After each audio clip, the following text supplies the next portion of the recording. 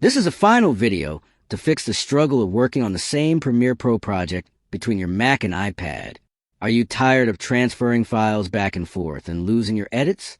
This happens because Premiere Pro stores projects differently on each device, and syncing can get messy fast.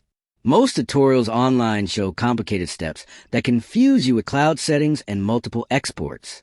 But on Rexish, I'll show you a simple trick that keeps your project updated on both devices automatically using Create Cloud and proper project linking. Just follow this method, and you can edit seamlessly on your Mac and pick up right where you left off on your iPad. If you want a full step-by-step tutorial, comment below and I'll make it for you.